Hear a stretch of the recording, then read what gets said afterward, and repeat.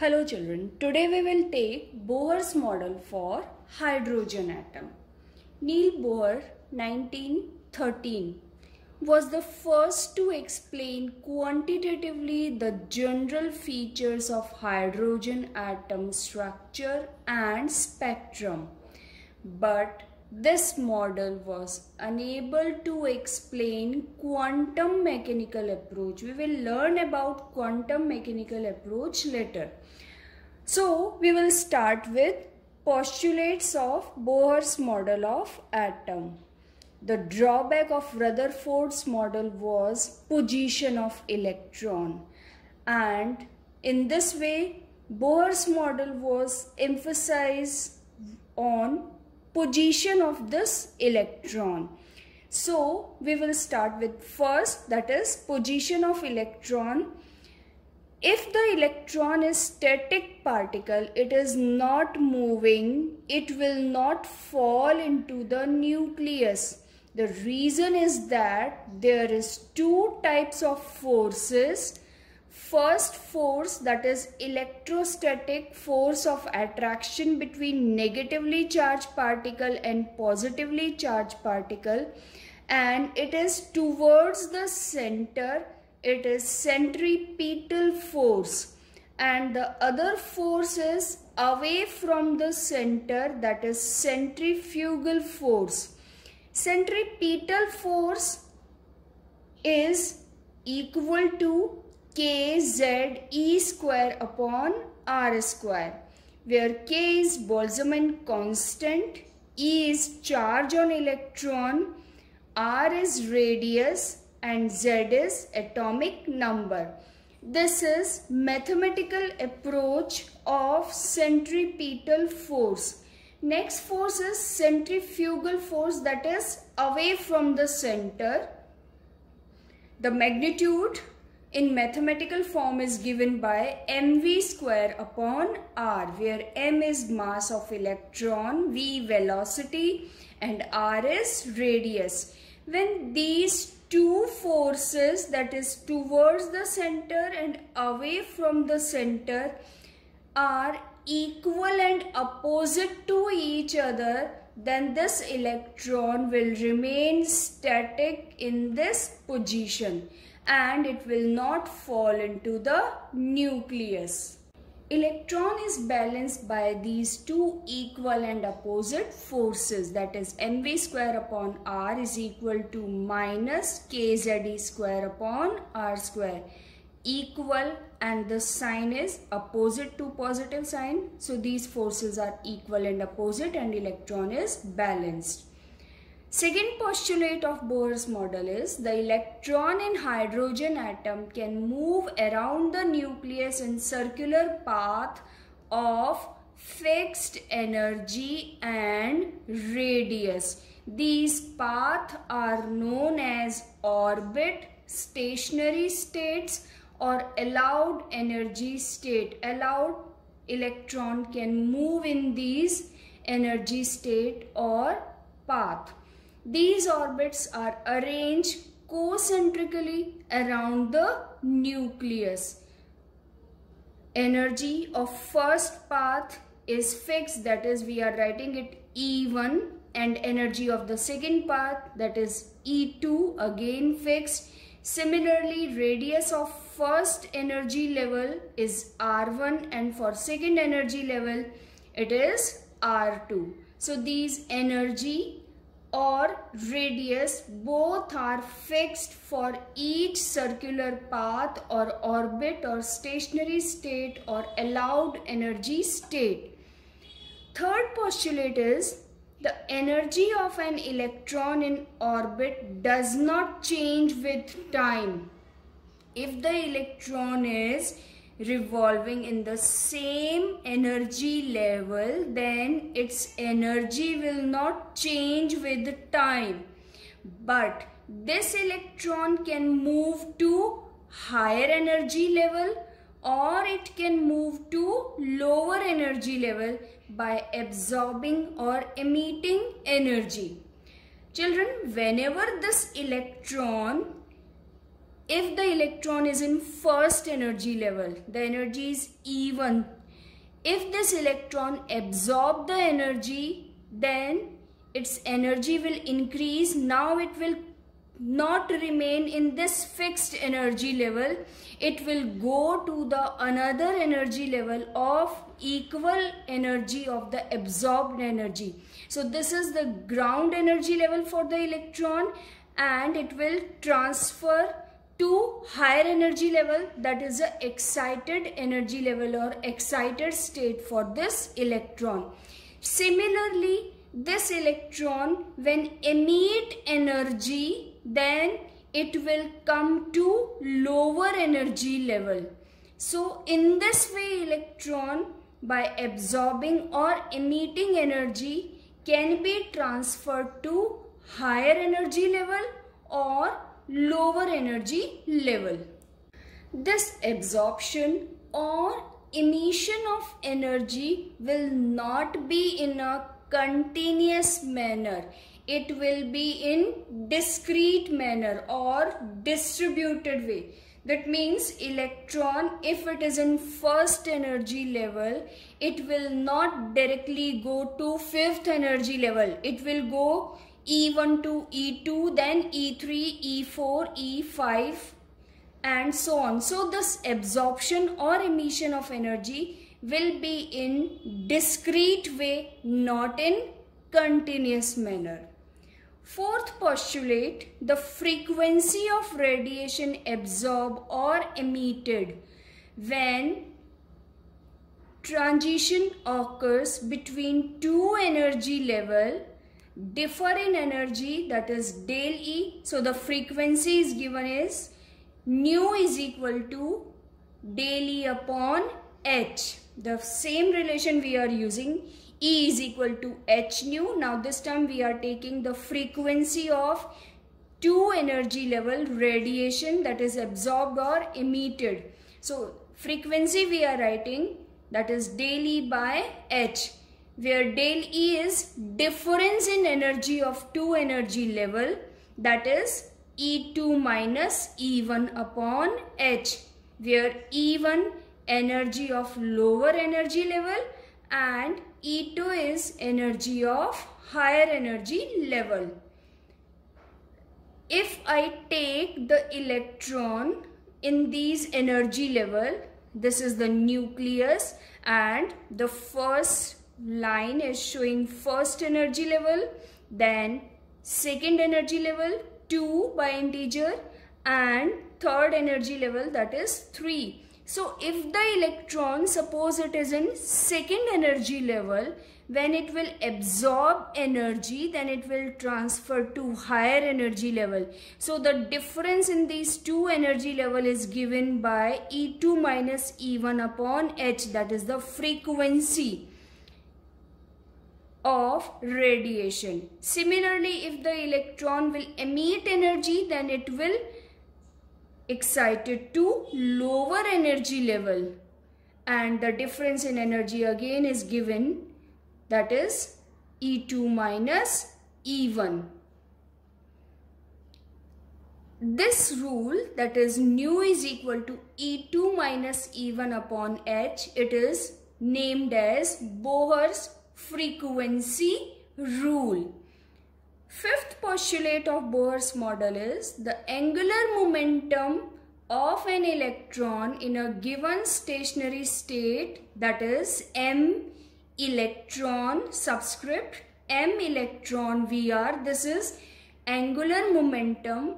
It is equal to nh upon 2 pi, where n is integer 1, 2, 3, 4 and so on, h Planck's constant, pi constant, m mass of electron, velocity of electron, and this is radius. An electron can move only in those orbits for which its angular momentum is integral multiple of h upon 2 pi. mvr is equal to nh upon 2 pi, where n is the integer. So angular momentum is integral multiple of h upon 2 pi. If angular momentum of each orbit is fixed. That's why certain fixed orbits are allowed. If we take first energy level, then its angular momentum is fixed. Second energy level, angular momentum is fixed, and that energy level are given by this integral value, that is 1, 2, 3 and so on. Now we will take about angular momentum. First we will start with momentum. Momentum is product of mass and velocity. This is linear momentum. When we take angular momentum, because it is for moving particle in circular path, so we will take angular momentum. This angular momentum is product of inertia and angular velocity. Inertia is given by mr square, whereas angular velocity is given by velocity upon radius. If we will put the values of I and omega in this formula, that is angular momentum is I omega, then we get angular momentum mvr. This is all about postulates of Bohr's model of atom. We need to learn these 5 postulates. Now we will take position, energy, velocity of electron as Bohr and Bury rule. We will take first point, that is for orbit or shell or energy level. The stationary state orbit energy level for electron is presented by numbered, that is 1, 2, 3, 4, so on.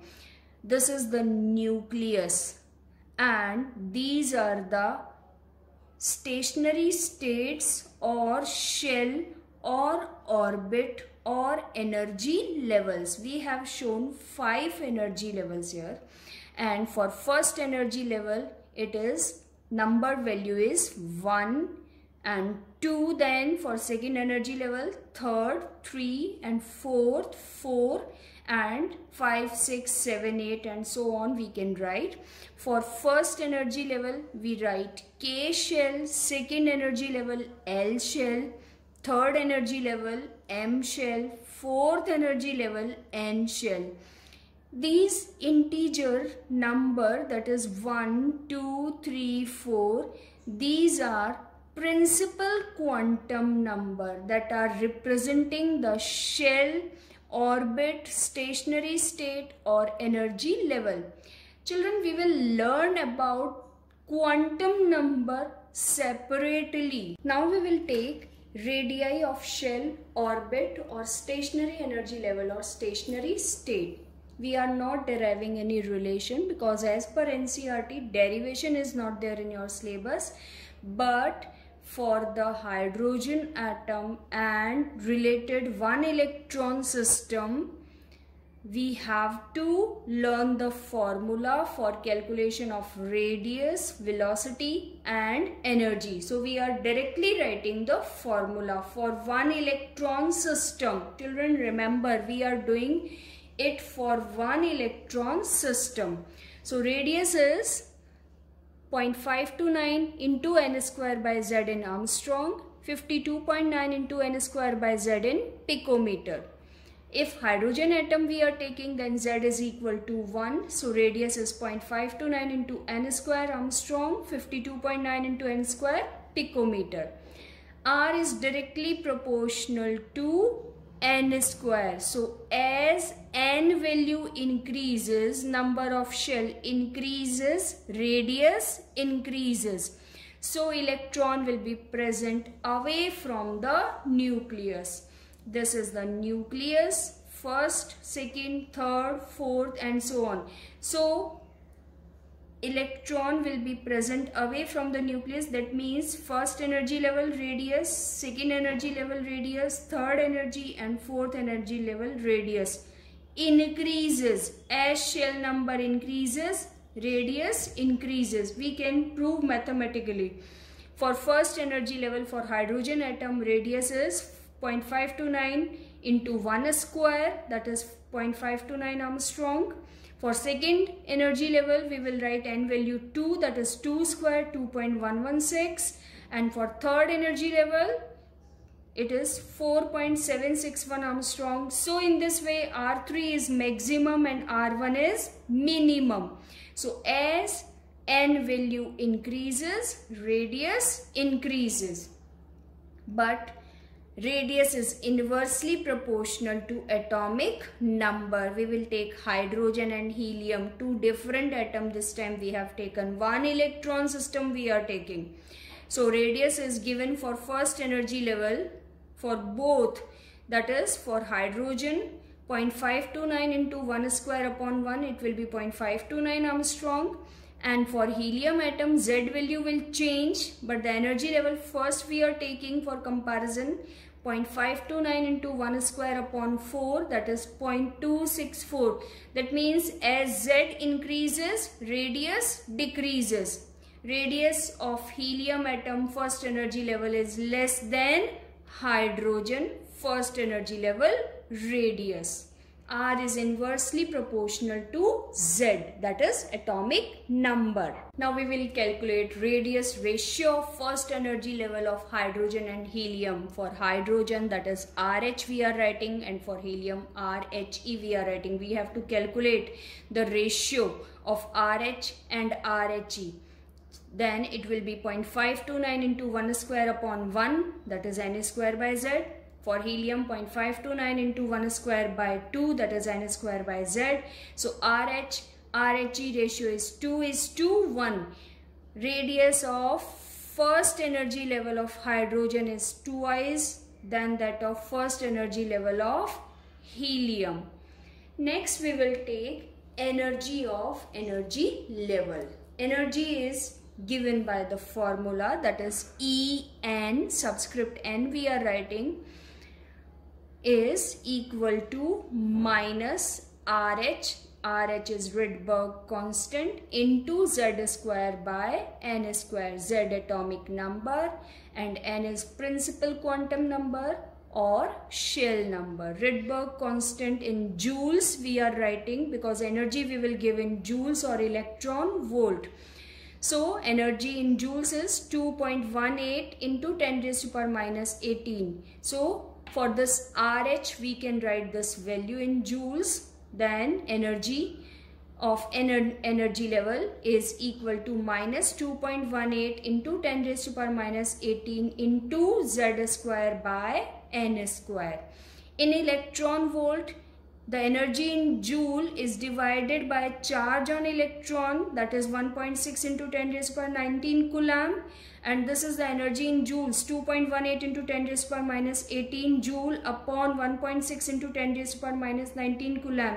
So the energy will be electron volt is 13.6. So in electron volt we can write the formula minus 13.6 into Z square upon n square, electron volt. Now we will take for hydrogen atom. If Z value is 1, then energy of first energy level is given by 2.18 minus 2.18 into 10 raised to power minus 18 into 1 square by 1 square, that is equal to minus 2.18 into 10 raised to power minus 18 joules. For second energy level, we will write Z value 1, that is 1 square, and for second energy level 2 square, the energy is minus 0.545 into 10 raised to power minus 18 joules. As shell number increases, energy increases. If we take two different atoms, that is hydrogen and helium, one electron system we are taking. Z value for hydrogen 1, for helium it is 2. Then energy is minus 13.6 into 1 square by 2 square. And for helium 13.6 minus 13.6 into 2 square by 2 square. We are taking for second shell, that's why for n value we are writing 2 for both, and Z value for hydrogen 1, and for helium we are writing 2. So energy for Second energy level for hydrogen is minus 3.4 electron volt, and for helium it is minus 13.6 electron volt. So second shell energy of hydrogen is greater than helium. Hydrogen energy is greater than helium. In negative it is minus 3.4 and in negative it is minus 13.6. So hydrogen energy is greater than helium. Energy is directly proportional to shell number and inversely proportional to atomic number. Now one more thing. We are writing negative sign while writing mathematical expression of energy. What is the reason? Negative sign before energy expression. This is the nucleus and these are the energy levels, that is 1, 2, 3, 4 and so on, and here the electron is present at infinite energy level. N value is infinite. If the electron is present at this position, that is infinite energy level, then this energy of this electron is 0. This is the stable state for this electron. Energy is 0. This is ionized hydrogen atom because we are writing free electron. So it is ionized hydrogen atom. So when the electron is free from the nucleus influence, the energy is taken 0 at infinite energy level. This is ionized hydrogen atom. This state is when this electron is attracted towards the nucleus, towards n orbit, from infinite to n orbit, then it will come to the nucleus and its energy will decrease. It will lose its energy. It is at highest energy level. When it will come to the lower energy level, then definitely energy of these lower energy level will be less than this higher energy level. We have done energy is directly proportional to shell number square. So that means when the electron will come from infinite to n value, that is any integer, that is 1, 2, 3, 4, 5, 6 and so on, then this electron will lose energy. Its energy will decrease. If energy will be decreased, then it will be shown in negative expression. Next we will take Bohr theory can be applied for one electron system with different atomic number similar to hydrogen atom, like 2He plus 1, it is one electron system. 3Li2 plus, we have removed 2 electrons, so lithium will become again one electron system. Beryllium atomic number 4, we have removed 3 electrons, so beryllium ion, that is Be3 plus ion, it is one electron system. Energy is given by 2.18 into 10 raised to power minus 18 Z square by N square in joules, and radius is given by 52.9 N square by Z in picometer. As Z value increases, energy value will become more and more negative, that is direct relation. Negative value of energy and Z, that is atomic number. And as Z increases, radius decreases. So we can say that energy will become more and more negative as Z value increases, and radius will become more and more smaller. That means the nucleus will tightly bound the electron. Next, velocity of electron. It is given by the mathematical expression, that is V is equal to 2.187 into 10 raised to power 6 Z by N meter per second. Velocity of electron is inversely proportional to principal quantum number or shell number, that is 1, 2, 3, 4. As n value increases, velocity decreases. So for first energy level, velocity of electron will be maximum. then for second energy level, then for third, and minimum will be for fourth energy level if we are taking 4 energy levels. Magnitude of velocity of electron increases with increase in positive charge on nucleus and decreases with increase of principal quantum number or n value. Next we will take limitations of Bohr's model. First, the model was applicable for one electron system like hydrogen. It explained only spectrum of atoms only for hydrogen or hydrogen-like system, one electron system. Second, it fails to account for finer line detail, that is, doublets are formed. Each fine line, when observed by microscopic level, it was divided into finer lines or duplet line. 2 lines were there. It was not explained. Unable to explain splitting of spectral line in presence of magnetic field. In splitting, this is the one line. It is splitted into line. 2 lines we have shown here. In 2 lines, if the splitting is in magnetic field, it is known as Zeeman effect, and if the splitting is in electric field, it is Stark effect. Further, unable to explain the ability of atom to form molecules.